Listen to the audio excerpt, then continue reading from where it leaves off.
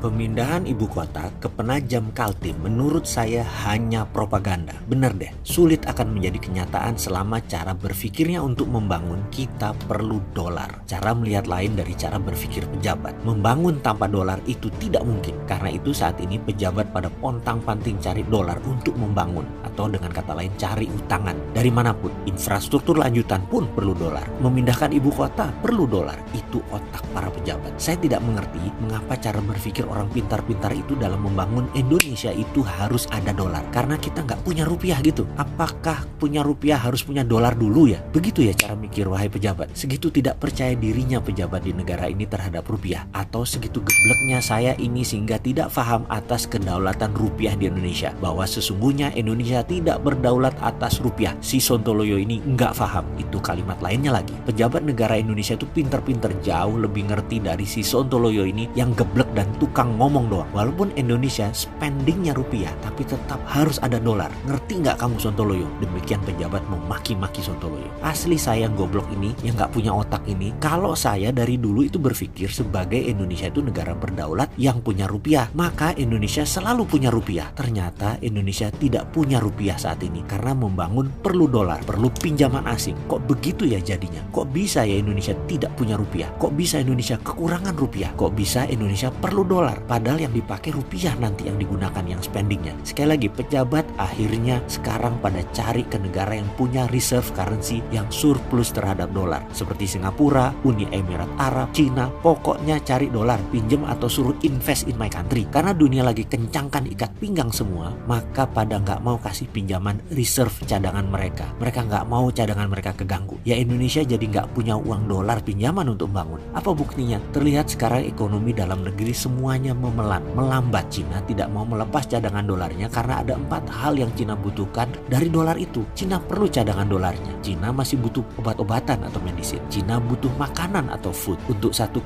miliar penduduknya. Cina butuh bahan baku atau raw material. Dan terakhir, Cina butuh energi. Keempatnya, Cina perlu dolar untuk impor 4 jenis barang vital tersebut. Arab mana mau minyaknya diberi pakai yuan. Eropa obat-obatan mana mau dibayar pakai yuan. Bahan baku mana ada yang mau dibayar pakai yuan. Dolar lah. Nanti dolar bisa beli kain ke India misalnya. Kalau kita jual batu bara pakai yuan, yuannya nggak laku buat beli kain ke India karena India nggak punya direct dagang dengan Cina. Kecil. Intinya tetap dolar yang banyak negara sekarang tahan atau pegang buat cadangan mereka. Jadi negeri 62 yang maha aneh yang harus membangun perlu dolar sekarang jadi bingung. Padahal si Sontoloyo sudah ingatkan, ya print aja rupiah pakai jaminan proyek. Nggak percaya. Sampai kapan dul ngene ngurus negara? Kapokmu kapan?